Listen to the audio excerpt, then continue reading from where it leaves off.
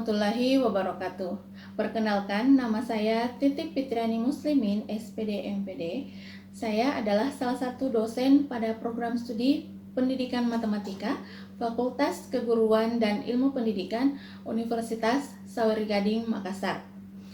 Pada kesempatan ini, saya akan memaparkan pernyataan diri dosen unjuk kerja Tridharma Perguruan Tinggi atau PDD UKT-PT pada bidang pengajaran. Adapun mata kuliah yang akan saya deskripsikan yakni mata kuliah teori bilangan. Mata kuliah ini merupakan salah satu mata kuliah yang saya ampu pada semester genap. Mata kuliah ini merupakan mata kuliah wajib pada program studi pendidikan matematika dengan bobot 3 SKS. Teori bilangan merupakan salah satu mata kuliah dasar dalam matematika.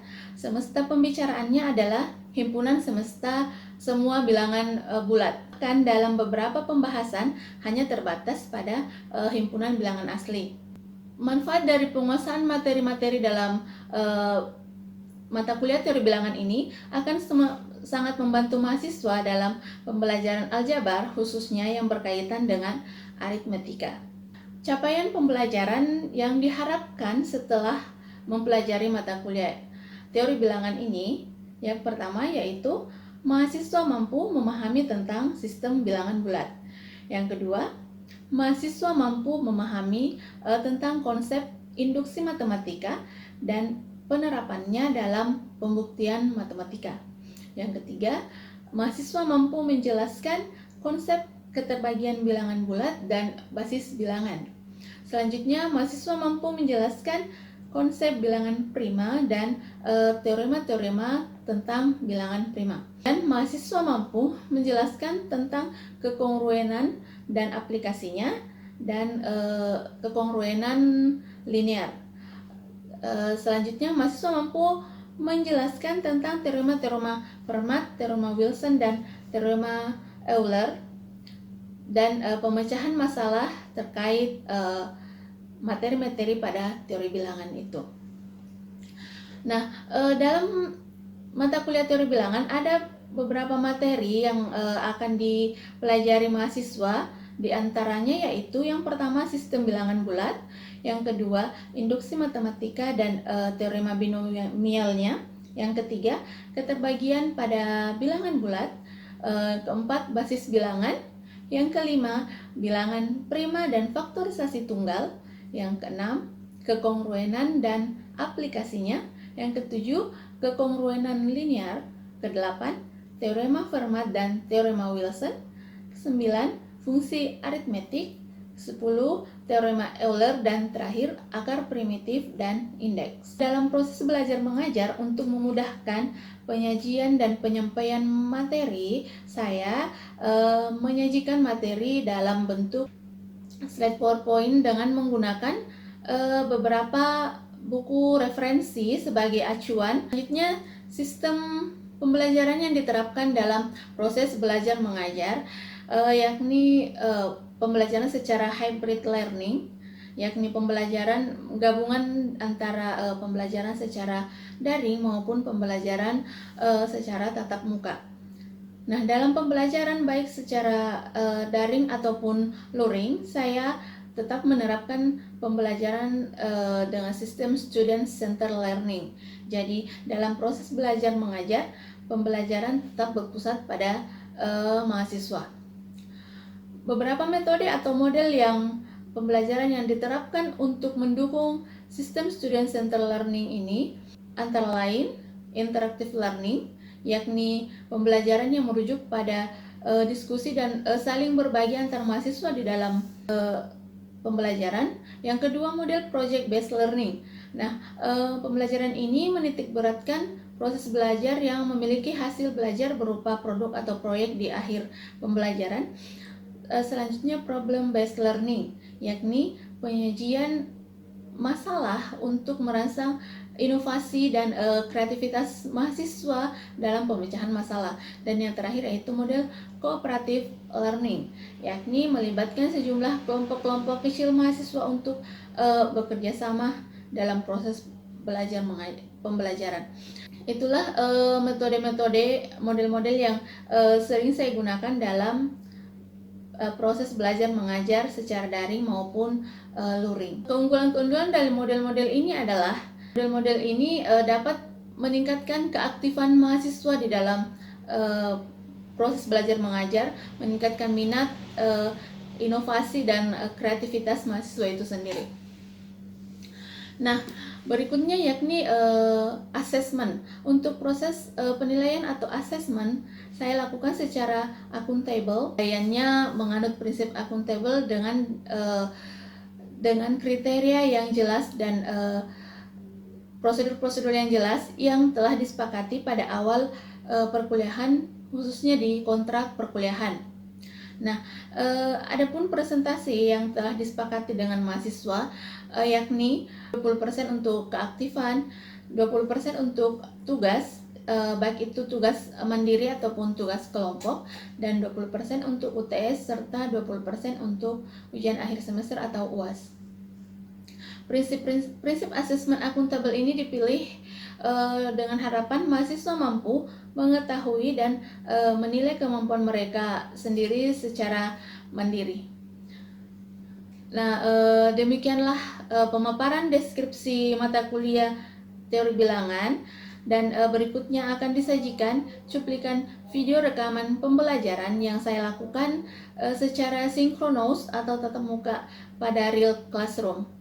Sekian, Assalamualaikum warahmatullahi wabarakatuh. Assalamualaikum warahmatullahi wabarakatuh. Oke, selamat siang. Bagaimana kabarnya? Sehat semua? Atau tingkat ada yang tidak hadir? Berapa orang? Sehat semua ya? Oke. Jadi karena ini perkuliahan masih di semester awal, jadi kita semangat sampai semester akhir nanti ya. Oke, untuk hari ini kita lanjutkan untuk perkuliahan mata kuliah teori bilangan. Minggu lalu kita sudah bahas untuk submateri sistem bilangan. Nah, hari ini untuk materi selanjutnya yaitu induksi matematika. Oke, sebelum masuk ke lanjut ke materi intinya, saya akan memberikan dulu capaian pembelajaran untuk mata kuliah ini. Jadi ada dua capaian pembelajaran yang akan kita capai setelah pembelajaran mata kuliah ini. Yang pertama di sini, yang pertama di sini, mahasiswa mampu menjelaskan metode pembuktian dengan induksi matematika. Jadi artinya apa? Kalian diharapkan mampu memahami apa sih metode pembuktian matematika dengan induksi matematika, bagaimana cara penggunaannya dan sebagainya seperti itu. Nah, yang kedua, mahasiswa mampu menerapkan metode pembuktian dengan induksi matematika dalam penyelesaian soal.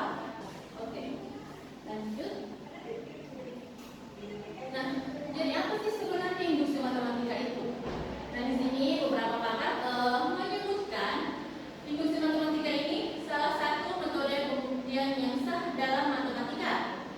Jadi dia biasanya digunakan untuk membuktikan kebenaran teori materi. Nah, ada definisi lain dari pakar lain. Jadi di sini dikatakan induksi matematika menjadi sebuah metode pembuktian secara deduktif yang digunakan untuk membuktikan suatu pernyataan benar atau salah. Nah, perhatikan di sini, jadi semuanya itu berbicara tentang metode pembuktian. Kesimpulannya dari berbagai definisi tersebut, jadi bisa dikatakan induksi matematika merupakan teknik sederhana. Jadi dia metode pembuktian yang sederhana, kuat dan bagus untuk membuktikan pernyataan mengenai bilangan asli. Ingat ya, hanya untuk pernyataan yang memuat bilangan asli. Jadi kalau ada yang tahu bilangan asli, katakan yang tahu yang masuk bilangan asli. Coba katakan. Ini sudah dipelajari sebelumnya, oke? Silahkan.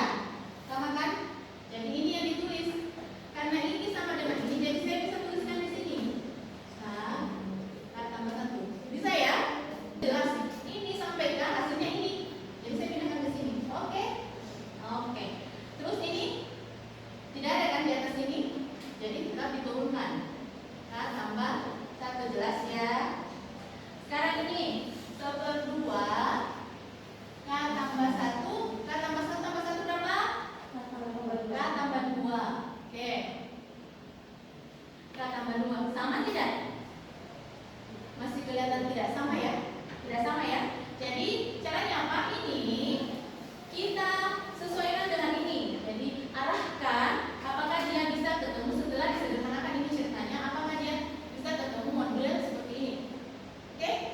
Jadi untuk ini kita stop di sini dulu. Kita kerjakan yang luas kiri dulu. Oke. Coba 1/2 K, K tambah 1 ditambah K tambah 2. Ini bisa dikali masuk ya. K kali K berapa? K pangkat 2. K kali 1 K. 1K itu sama dengan K. Jadi tidak usah ditulis. Misalnya kan cara begini toh. Ditulis saja A. Oke? Pada bahasa itu tidak perlu untuk yang angka 1 itu tidak perlu dituliskan kalau ada pada penjelasannya. Terus ini perduanya saya pindahkan ke sini sama saja. 1/2 kan masukkan ke sini menjadi per 2, oke? Lanjut. Ini K tambah 1. Nah, sekarang ini bisa dijumlahkan atau tidak? Bisa langsung dijumlahkan? Yang variabel K dengan K ini bisa? Tidak ya? Harus disamakan penyebutnya kan, penyebut pecahan. Penyebut berapa yang kita pakai? Coba, penyebut berapa? 2. Oke. Sini 2. Berarti ini tetap ya. Ini menjadi ya 2K. Terus di sini menjadi 2. Oke. Nah,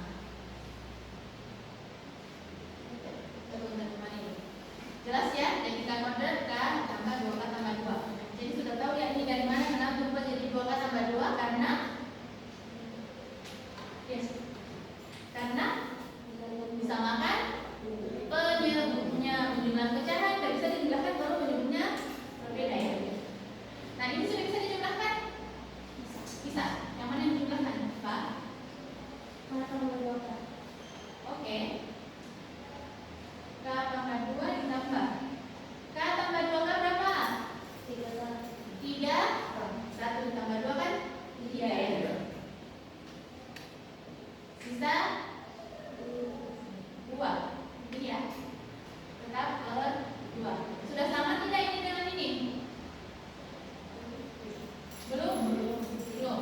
Ini masih bisa dirubah, masih bisa disederhanakan? Masih ya? Ingat pemfaktoran. Pemfaktoran di pelajaran SMA juga ada, ya. Jadi ini bisa difaktorkan menjadi K tambah 1, K tambah 2 per 2. Kalau mau buktikan silahkan kalian masuk. K kali K pangkat 2 dan seterusnya. Hasilnya bakal sama. Nah sekarang ini sama tidak?